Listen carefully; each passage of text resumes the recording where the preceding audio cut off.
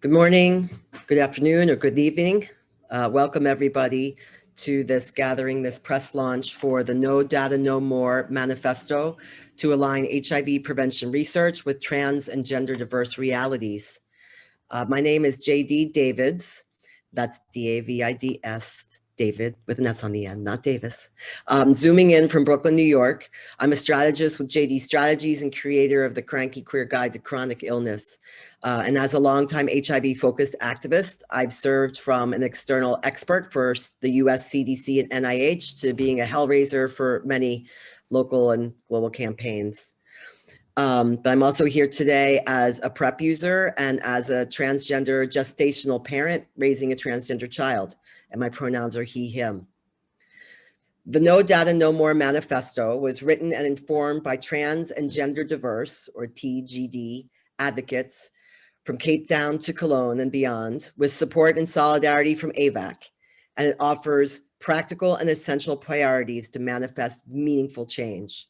And I wanted to start out with special thanks to Sindra Fior and all of her colleagues at AVAC for all your work and support for this important manifesto. You can get the manifesto at the following link, which we will keep putting in the chat. It is at www.avac.org/no-data-no-more. Now you see it on your screen. We're here, and this manifesto is here, because we know the future must include peer-led HIV prevention research with true ownership, acceptability, and viability in and from TGD communities. Specifically, our declaration and manifesto sheds light on the TGD experience with specifics such as the role of gender-affirming therapy and the HIV prevention research landscape, including its huge historical and sustained gaps and a bit of recent progress. No Data, No More provides a vision for a relevant and inclusive trans and gender diverse research agenda, offering public recommendations to finally fulfill an inclusive HIV research future where trans and gender diverse people flourish in all our diversity. Again, you can get that report at www.avac.org/no-data-no-more. Here's a quick overview of how the press conference will flow today. We have 4 speakers who have helped develop this report through their lived and professional experiences alike, and who will give brief perspective and a brief overview, then we'll move to Q&A. We ask our guests today to use the Q&A speakers, to use the Q&A feature to ask a question of our speakers, and use the chat function if you just wish to make an observation. When typing a question, please give your name and media outlet and state specifically who your question is for, if relevant. Our speakers today are Max Appenroth, a trans activist, researcher, and diversity consultant from Cologne, Germany. They are a diversity consultant and project coordinator for Global Action for Trans Equality, GATE, where they coordinate GATE's International Transmasculine People and HIV Working Group. They are in their final year of a PhD in public health. Max advocates globally for better access for trans people to healthcare, but specifically for HIV prevention and care. Shepo Ricky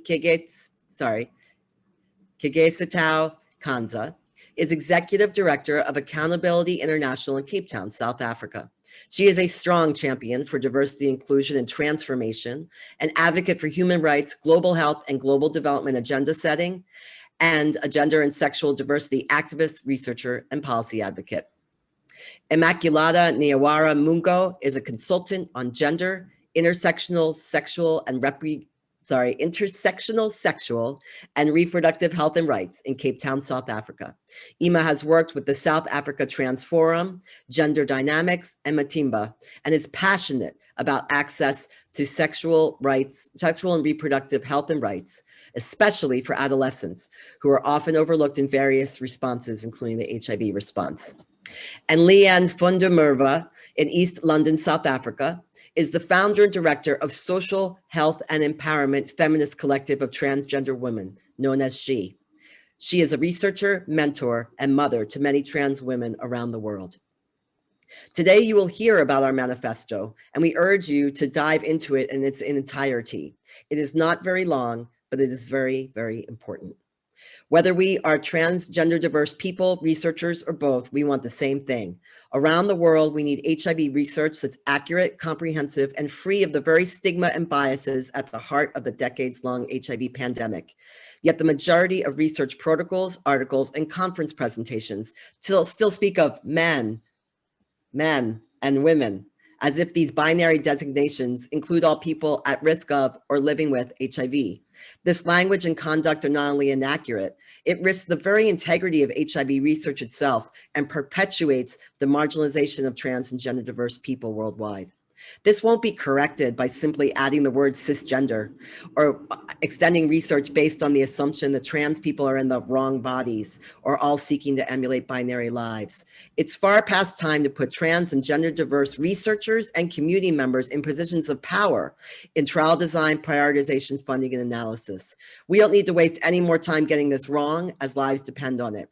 No longer will we countenance implicit or explicit discussions or talk or assumptions of trans and gender diverse people as the lingering problem in ending the HIV pandemic, when in fact, trans and gender diverse people are the solutions. This is why this manifesto came to be. As rates of HIV continue to increase in our communities while remaining undercounted, uncounted, or incomplete across huge swaths of the planet, the status quo of absent or misguided research is immoral, dangerous, and thus unacceptable. The stakes are really high.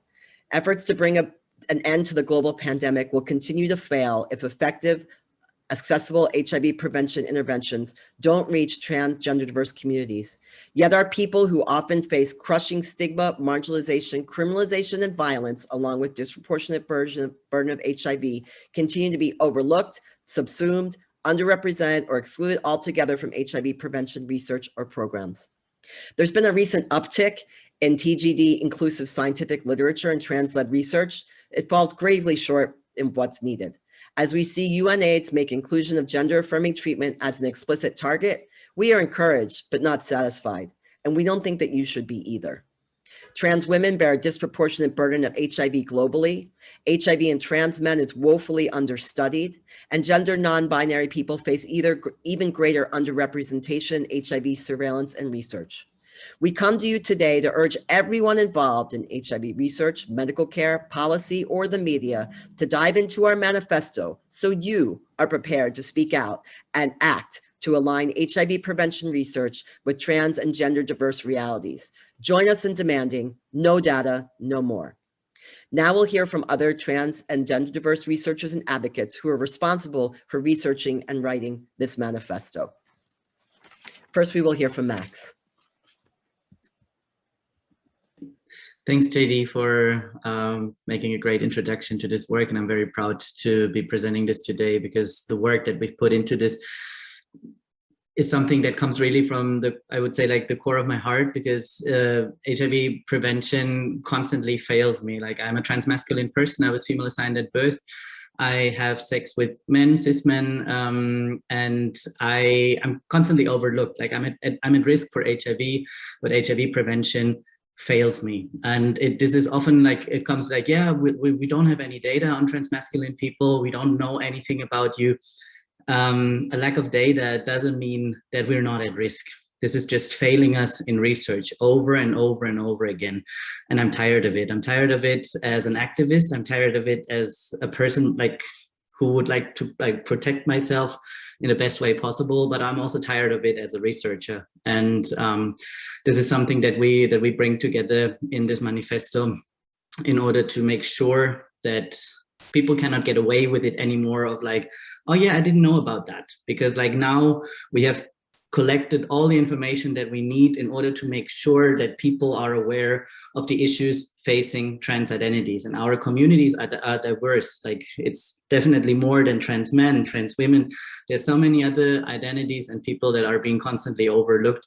And specifically the stereotypical assumptions that concern us and our bodies and our body parts and what we want to do with our bodies and how we want to engage sexually with our bodies. We need to get away from this, or like get away from thinking that trans men only have sex with cis women, that trans women only have sex with cis men. This is not where we're at. Like, our sexualities, our body representations are as diverse as our options of like how we identify ourselves. And what I said earlier, you know, like also the fact that the way, like, I'm a trans person, I identify somewhere on the male spectrum, maybe somewhere as MSM, as a like person who has sex with men, or masculine person who has sex with men. So this is already two categories, key populations by WHO, that intersect with one another. But there's much more, like a lot of like trans people are engaging in sex work, a lot of trans people are using drugs, and so on. You know, this is something that we also need to think from an intersectional perspective, that that cannot be overlooked. And I think I made a few points, and I would like to hand over to my colleagues, and I'm happy to get more questions later. Thanks so much, Max. Our next speaker will be Ricky. Good day, everyone. Thank you so much, JD, for that introduction. Just maybe to make a bit of a correction in terms of the pronunciation of my surname, it's Kgositau. So thank you so much. It's Ricky Kgositau speaking. And mine coming from a perspective of, specifically as a transgender woman, who many a times in my experience have found that research continuously overlooks the nuances, much like what Max is saying, furthering to that there is a dire overlook and invisibilization of the diversity that is concerned or that is contained within the greater spectrum of trans, diverse, and gender diverse persons. And many a times where research comes with a very cis-normative and heteronormative lens, we find many a times that issues around language justice, as well as accountability on the use of language insofar as representation of bodies and identities of trans persons in research, is often very obscured towards just the conceptualization that trans persons only come in bodies and identities of trans women and trans men, whereas within the trans identified community, there are many other ways in which trans identified persons identify their own gender. And this also has particular implications in terms of the quality of data, data sets, as well as research that we're able to reach when we are able to really speak to the nuances of identities within transgender communities. And ultimately, this has bearing on the kind of policy as well as services that are tailored towards trans identified and gender diverse persons, particularly HIV-related services and care, as well as treatment when needed. I think further to that is a lack of understanding the various ways in which bodies of trans persons are actually vulnerable and to HIV, to contracting HIV. And this often comes from a narrow conceptualization of the ways in which trans persons use their bodies. And as a trans woman whom, in terms of my own sexuality, I identify myself as a woman who is masculine attracted. And masculinity as a gender expression comes in so many different bodies, the bodies of cisgender men, of trans men, of intersex persons and trans men, including even gender diverse persons, as well as other women identified persons who express masculine. And if you look at that as an individual, it means that there are various ways in which, when the assumption is made that because I am a transgender woman, for instance, who has undergone gender affirming surgery, the belief is that I am only but a receptive partner. Whereas there are many of us as trans women who actually use our bodies in different ways, and as such, they carry different vulnerability. And we need to be able to have research that acknowledges those nuances in terms of transsexuality, enough to be able to capture it in data set that is used for advocacy purposes, to be able to more meaningfully include trans persons within HIV messaging, amenities, as well as various other services. And lastly, the point I want to be able to come to is the point relating to the lived experiences of trans persons around various structural barriers that is important for research to continuously ensure that these are captured as part and parcel of the barriers and impediments to successful and impactful programming for trans diverse and gender diverse persons within an HIV scope. And this ideally comes from or needs to be led by a better surveillance of HIV within community, trans, diverse, and gender diverse communities, because we do believe that epidemiological data on HIV incidence and prevalence should more accurately reflect the population estimates even of trans, diverse, and gender diverse people in all that diversity, including in various regions where there's little to no data, such as sub-Saharan Africa, for instance, Eastern Europe, or even Central Asia. And this is where we believe that as through this manifesto, we're also pushing and advocating as well for better understanding of HIV prevalence as well as incidence within trans, diverse, and gender diverse community. And everything else that I spoken to in, previously really is what then gets us to a better place where we can be able to monitor HIV in a much better way than we are at this very point in time, because of a lack of understanding and appreciation of the nuances and subtleties within the diversity of trans and gender diverse persons beyond just the binary of trans men and trans women, as many research often goes towards. So with that, I think I'm going to leave it at that point in order to be able to then hand over the baton to some of my other colleagues to share their very stronger points coming through. Thank you. Thanks so much, Ricky. Our next speaker will be Ima. Thank you, JD. Thanks, Max. Thanks, Ricky, for all the valid points. I am just going to speak briefly on gender-affirming hormone therapy, where in all its forms is a building block for the health and well-being for trans and gender diverse persons, including HIV prevention. Yet, gender-affirming hormone therapy remains an unmet need and priority for many. Furthermore, for too many years, a lack of research into hormones and ARV drug interactions has raised concern among some trans and gender diverse people at risk of HIV and slowed their uptake of PrEP. To this effect, the manifesto puts the call forward to ensure that all new PrEP compounds in development undergo drug-drug interaction studies with feminizing and masculinizing hormones to examine any possible drug variances. Also, few studies to date have interrogated the interactions between ART and the types of doses of estrogen and androgen blockers found in feminizing regimens. In the manifesto, we believe there is a need to further study the drug-drug interactions between hormone therapies and ART to help determine how each may influence the effectiveness of the other. Nevertheless, additional research is needed on hormone therapy, gender-affirming healthcare, and long-term health outcomes for trans and gender diverse persons living with HIV. Yet, as more specific of HIV prevention for trans and gender diverse people becomes available, trans health guidelines need and should be updated. The potential for drug-drug interaction between HIV drugs and gender-affirming treatment holds significant implications for trans people living with HIV. Back to you, JD. Thank you so much. And then our final speaker before we enter Q&A will be Leanne.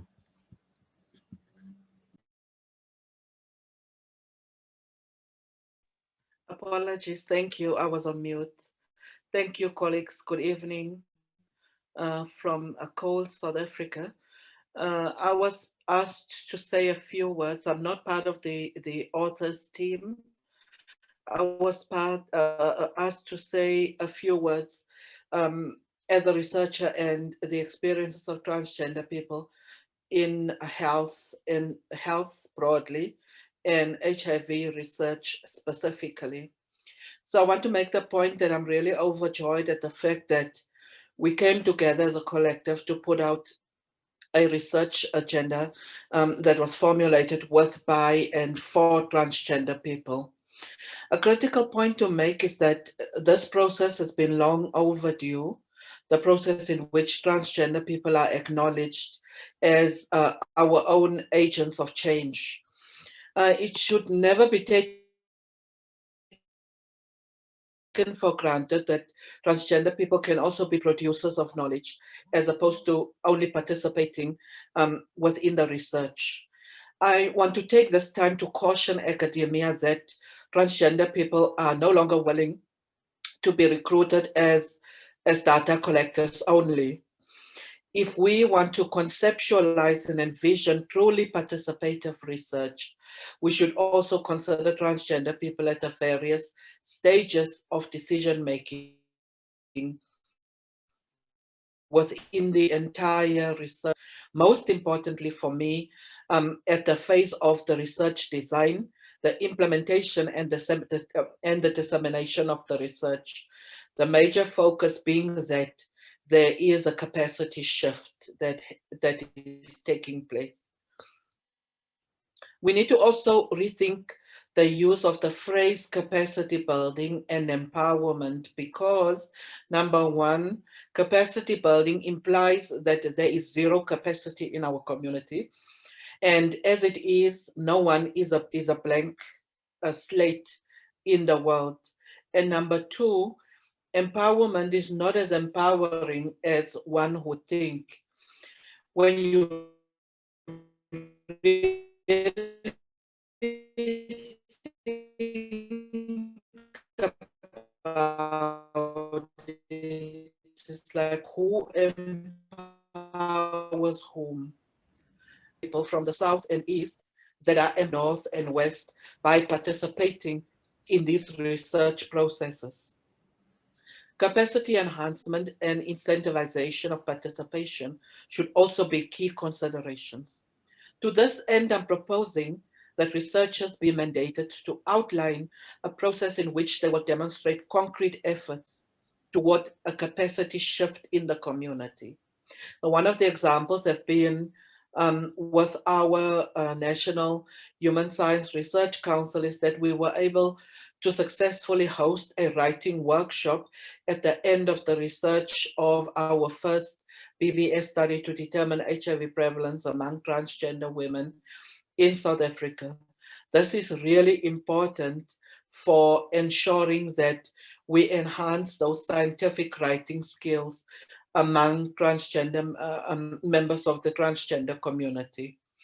And also this also, give our research legitimacy by making it truly participative, allowing participants, field staff, and community members to make decisions about how we write up the fundings and exploring dissemination avenues.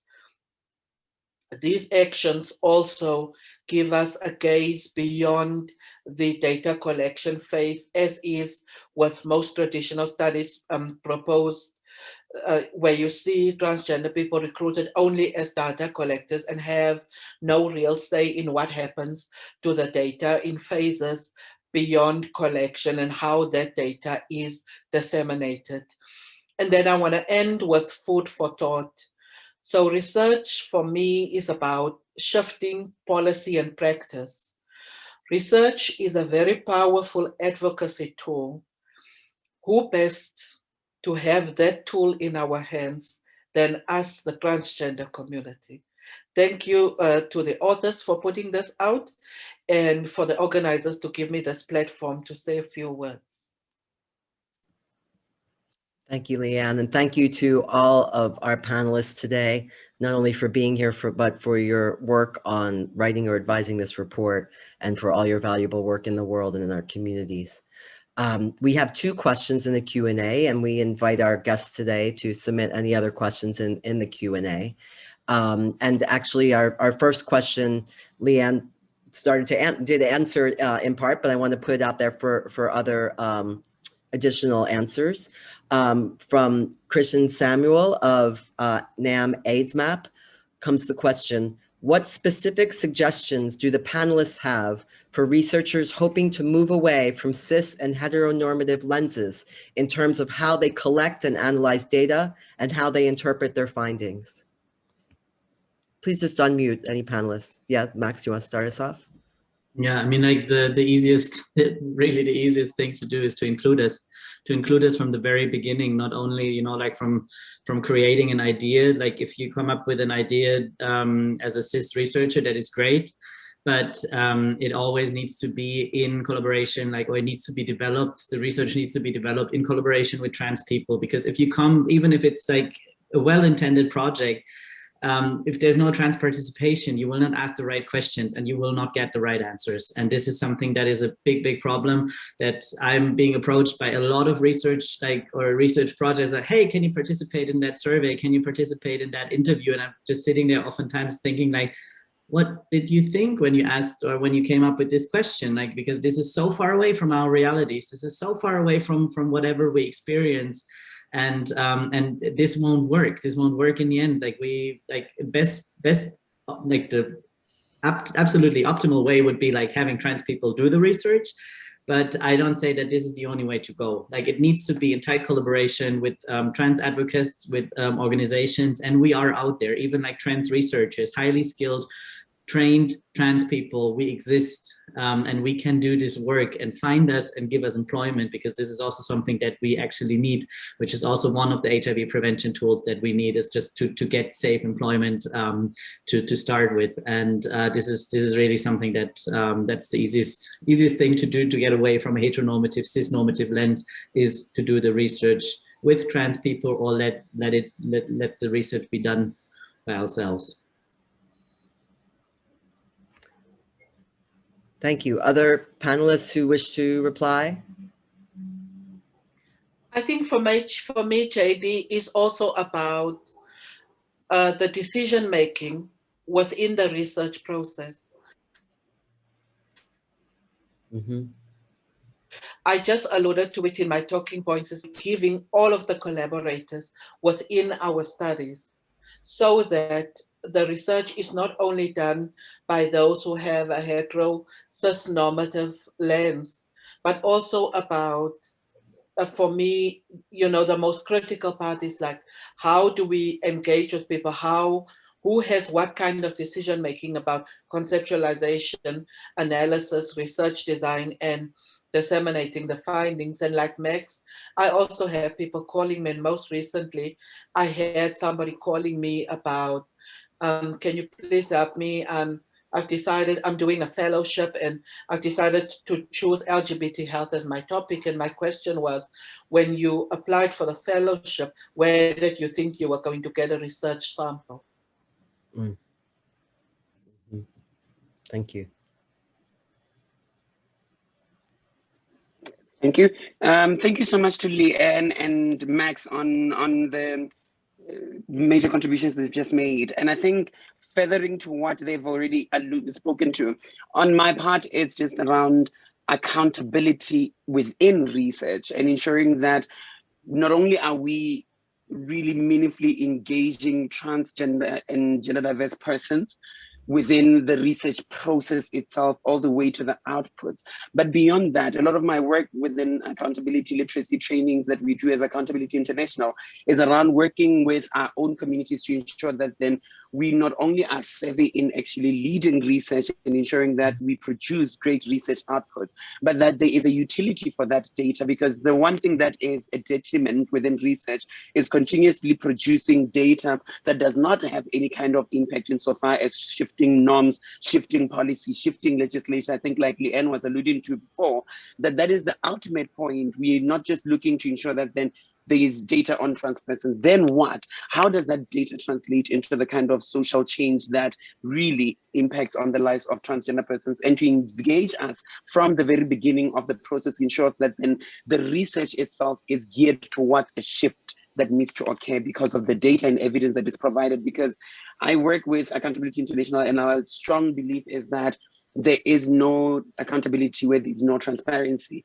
And data transparency is only but the starting point, but the ultimate is that we need to be able to see a shift of norms, of perceptions, of practices, as well as policy and services. And as such, the research needs to be geared towards that, and it can only meet that endeavor when the people who know what they need out of data and evidence are at the table throughout the process of developing research and its outputs. Thank you, JD. Thank you.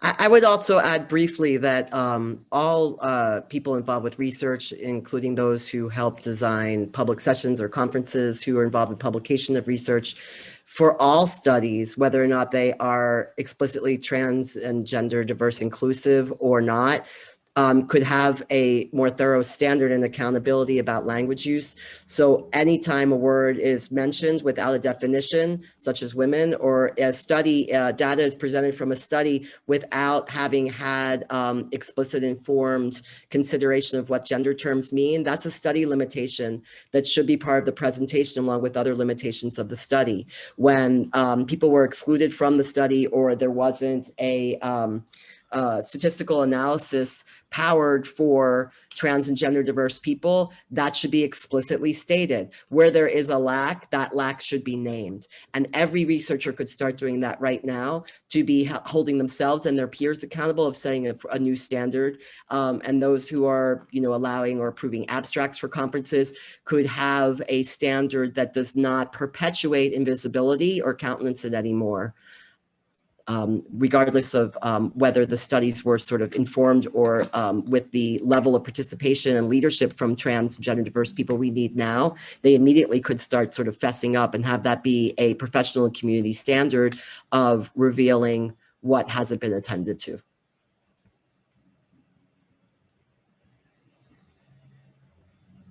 Any other answers or discussion of that particular rich question?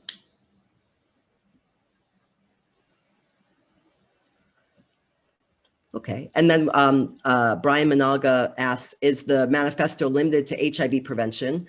Are transgendered people living with HIV considered? I'll briefly say in a very literal way that the report does discuss gender affirming hormone therapy and HIV treatment and the need for data and implications. And in terms of HIV prevention, of course, as we all know, HIV treatment is prevention. The manifesto itself is focused on HIV prevention specifically. But in terms of implications or anything the panelists would like to discuss more broadly about transgender people living with HIV, please feel free to weigh in at this time.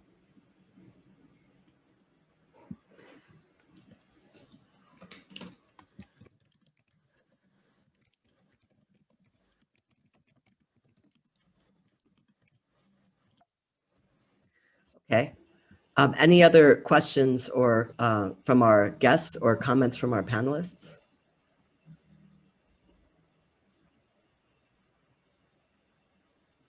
Sorry, JD, the question was in relation to people who are living with HIV. Mm-hmm. Well, the original question is about, does our manifesto consider people living with HIV, or is it limited to HIV prevention? Which I'm sure, and as Brian knows, that's a bit of a false binary, right? Because of course, in addition to all binaries being false, HIV treatment is prevention, and people living with HIV, including transgender people, again, are the solution to the pandemic, not the problem when it comes to HIV prevention. If our panelists would like to broaden that question or discuss more issues specifically about or as people living with HIV who are trans, please feel free to do so at this time. Yeah. So as I said, I'm not one of the authors. I gave extensive input, but of course, you so rightly said, JD, that that's a bit of a false binary. And for me, the importance is that if this work does not center the experiences of transgender people living with HIV, then it's all futile. We cannot do work that is, it's really important to do work that is around HIV prevention.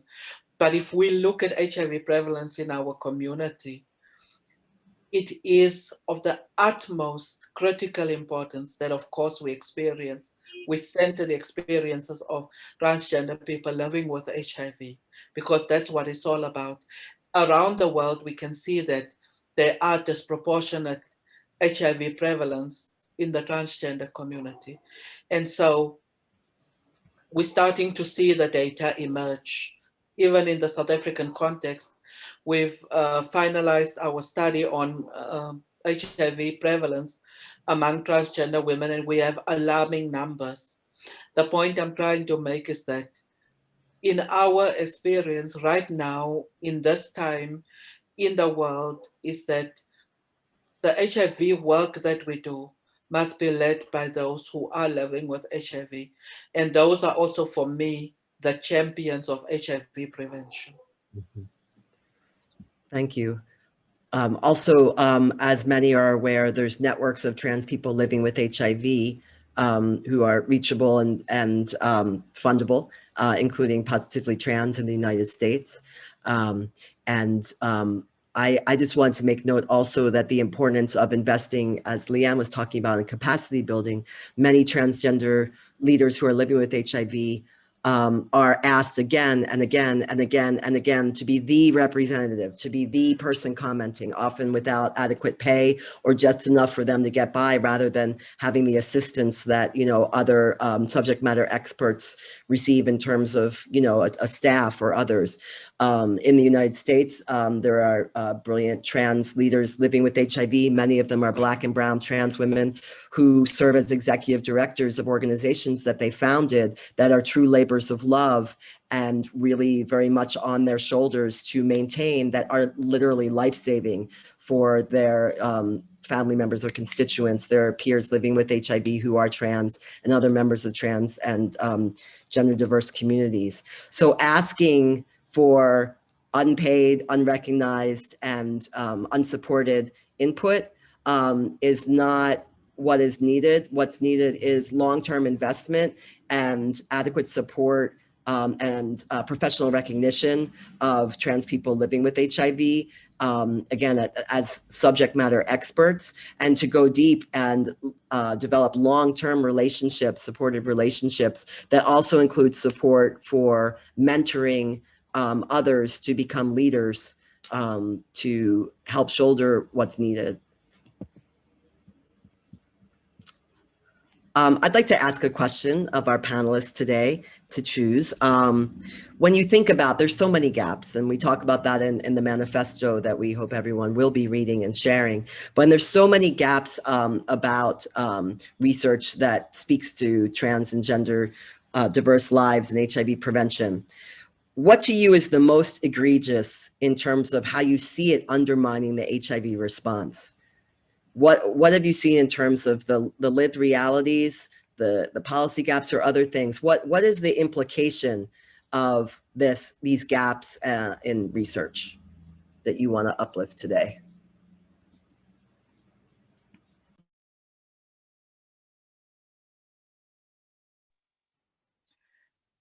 It feels like I'm taking up too much space, but I will take it nonetheless. Thank you for that question, JD. I think also for me, there's one thing that I'm growing increasingly happy about is seeing PhD candidates like Max, people who can claim their space in academia, because that for me is also really part of addressing the HIV response, also part of implementing programming with, by, and for transgender people in the truest sense of the word, because that has also become a buzz phrase for me. It's like transgender-led. What does that mean? Essentially, and I've seen some research projects where transgender-led implies one transgender person who is a data collector and a community mobilizer for the study, and that's being phrased as transgender-led. So to have somebody at that PhD level to contribute, to bring novel concepts and new ideas, that for me is also part of closing the gap. Because, and should you venture into academia, Max, it's almost painful also to think that you will become the go-to transgender person, but without that person guiding our research, bringing presence to the issues that we experience and bringing that lived experience. So for me, I'm happy to see that one of the gaps are being filled in that regard, and that there is a transgender community-led response insofar as the production of knowledge is concerned. Thank you. JD, thank you so much for that question. If I can go as well, It's for me, I think the bigger link that is missing at this point in time. I'll speak to two for me that we continuously need to see more coming out of research. First and foremost is on understanding on the impact that integrated gender affirming healthcare within greater SRH and HIV programming, how that really positively impacts on attracting as well as retaining various transgender, gender diverse and trans diverse persons on whatever HIV related treatment, care and services.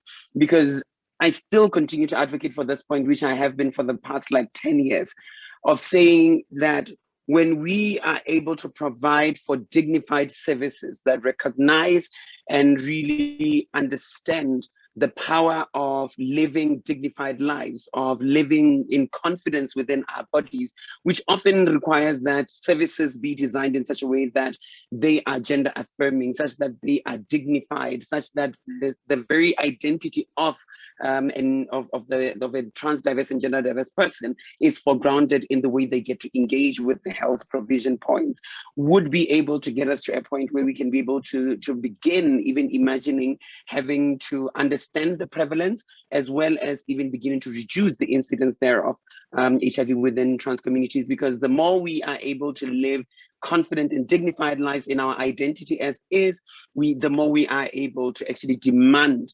to be able to lead much more healthier lives in that regard.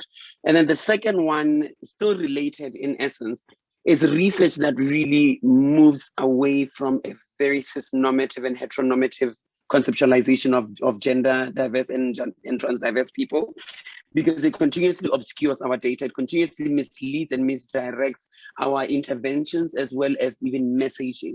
Like I pointed earlier on, within our own community, we don't just seek to have sexual interactions or romantic interactions with cisgender persons. We also find some of our own siblings and some of our own trans-identified counterparts absolutely beautiful, absolutely attractive, absolutely sexy, and we engage with them in various ways. And research itself, particularly that informs HIV prevention science, continuously is missing those subtleties and those nuances around the various ways in which trans diverse persons actually engage with others and how they engage with their bodies. Point an example would be a transgender woman who is an insertive or penetrative partner, who continuously goes missing within research data as well as when you're looking at research pools, because it's just out of the thinking of most of research at this point in time. So a kind of diverse and nuanced lens to research will enable us to really understand fully the diversity and what its implications are contained within the trans diverse community. Thank you, Ricky. We'll hear from Max next, but I also want to point out there's some rich discussion also happening in the chat that everyone should check out. Max? Yeah, I just wanted to emphasize on what Leanne said in the beginning, you know, and what I said earlier is in terms of like giving us opportunities. Like this is something that I, for example, like when I walked into my like the office of my now like PhD supervisor, I did not expect to go out with the offer to do a PhD with them, because we as trans people, we're rarely being given the chance to prove ourselves, to prove of what we are capable of. And as I said earlier, you know, like one way of HIV prevention is giving us stable job opportunities, and this is where we should start. And this also like meets like already two of our claims at the end of the manifesto, you know, in terms of, you know, what you can do in order to prevent HIV in our communities. And as I said, this was just like an emphasis to underline what's been said before. Thank you. Yeah, and also the recognition for many trans and gender diverse people worldwide are denied education or have to leave education because of risk of violence, death. And so the opportunity to include educational components as a part of deep affirming work with communities that is going to give us the research we need is something that will allow us to start righting some wrongs in addition to finding the answers that are so desperately needed. I would just like to share briefly, just for myself as someone who's a transmasculine person who ran out of Truvada. I don't know what to do today. I happen to have Descovy, but we don't know if it works for me. So that was this morning. for a little up-to-date, small example. Other comments before we move on to other questions?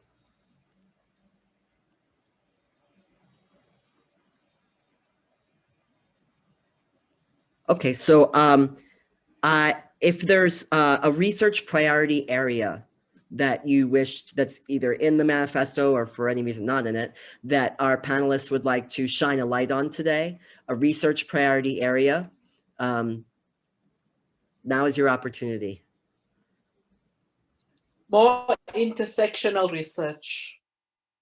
Research that sees me as my entire being, not just somebody who ticks all the boxes for eligibility criteria within a particular trial, a quantitative, qualitative study, but research that centers that my being vulnerable to HIV infection has to do with the fact that I am Black, I am transgender, which is a stigmatized identity within most communities, that I may be a sex worker, and that all those things matter when it comes to HIV care.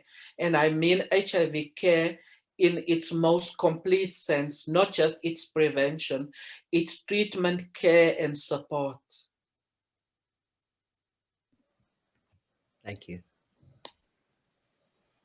JD, adding to what Leanne has said, and this comes out in our manifesto very strongly, there needs to be research that goes towards understanding the different, or at least seeking to understand the different vulnerabilities or forms of vulnerability that our bodies carry at different intervals of whatever chosen path of transition that a trans diverse or gender diverse person will have. Because it's very easy for a lot of research to focus on a dichotomous kind of distinction between those that they call pre-transition or those that are pre-op, for instance, versus those that are post-op, of which, as is, very little research has gone into understanding the forms of vulnerabilities of some of those particular trans persons and gender diverse persons who have actually gone the process of gender affirming surgery, for instance. And it's important that if we're going to do holistic and comprehensive interventions around HIV prevention, treatment, and care for trans persons, to really understand these very differences and nuances insofar as different places where either our identity as it continuously forms or in the spectrum within which we fall, or even the different stages of becoming ourselves and affirming ourselves that our bodies goes through. It is important to be able to continuously understand that all those different intervals of the different diverse community that we are, what those HIV vulnerabilities and particular HIV prevention research and science kind of interventions are needed from us. So I think that for me is something that within research is a major gap at this very point in time. And something that we also continuously, I think, as the team that worked on, as part of the authors that worked on this, we continuously also laud and absolutely applaud some of the research that's been done. If you look at the HPTN 091, this is really incredible in terms of recognizing gender affirming healthcare and gender affirming health treatment provision as a key towards HIV prevention within trans community and gender diverse community. And we definitely, I think, from a research perspective, need more and more such kind of studies and trials as well, to be able to continuously move us from a place of just seeing gender affirming healthcare as something that is cosmetic, but in terms of its very direct benefits towards HIV programming. This is something that I think needs to definitely be congratulated on that part, and to continuously demand that there be more research on that to meet that very existing gap at this very point in time. Thank you.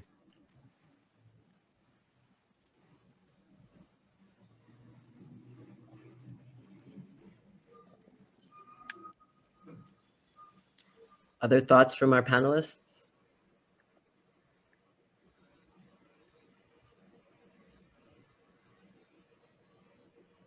Or questions from our guests?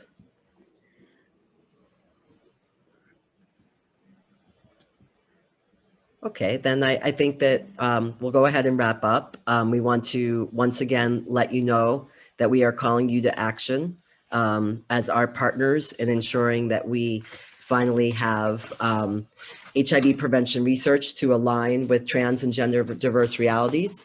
And to know what's needed, you can see the No Data, No More manifesto, which is available at www.avac.org/no-data-no-more.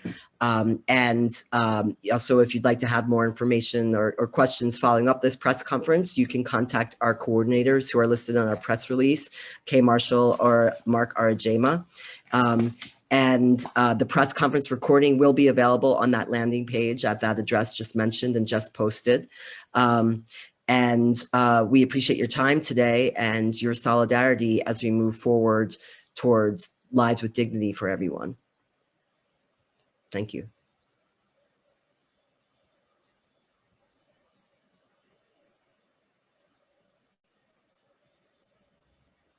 Thank you for all of you who are posting in the chat. It's all much appreciated.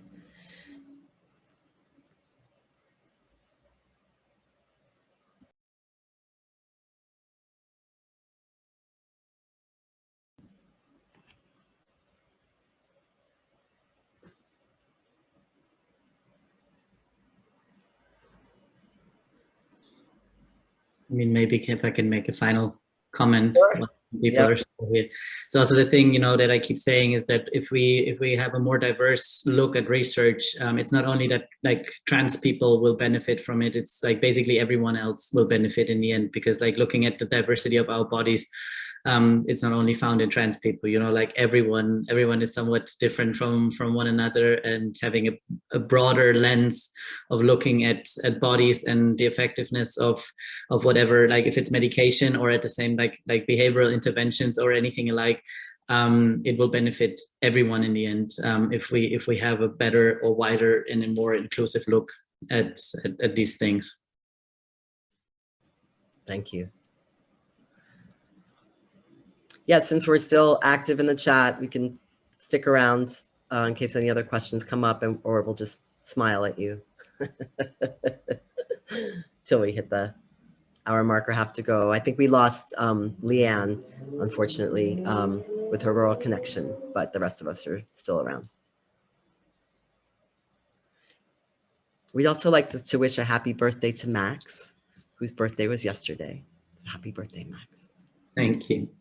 Yeah, it's a great birthday present actually to have this come out finally, because it was such a great effort also working together like collaboratively as community, as trans community, but with like very strong cis allies that we need. Like we need the support of cis allies in many regards, and this is something that you can do. Like if you're in a position like people working for AVAC, for example, like lift the voices of trans community, make our voices being heard, because like we are, I mean, like the work that we're doing is relentless activism, and we're knocking at many doors, but it's basically up to you to open these doors and to let us in, and to let us be part of whatever you're doing. And yeah, and relatedly, we have a question from Brian about the title, where does No Data, No More come from? And where it comes from is summing up that this is a manifesto. It's not a report to go on a shelf. It's a demand, and the demand is no data, no more. And the details are in the manifesto itself.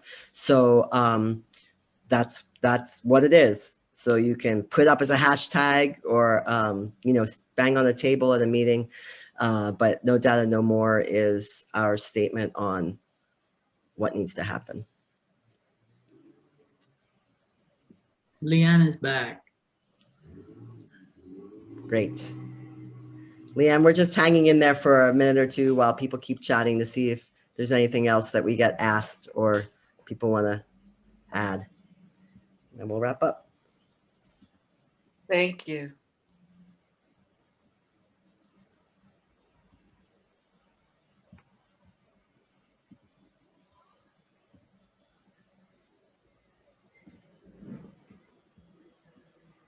Okay, well, it looks like we're at a pause. So I know some of you are very busy attending the IAS or working on other things today. So we're going to let you go. Remember that this recording is going to be available at the AVAC site hosting the manifesto, which has been posted. And feel free to get in touch with us as the authors or folks at AVAC or our press conference coordinators with any other questions or requests. And thank you for bringing this demand into the world and seeing it through for everyone's rights to lives with dignity and health. Thank you. Bye.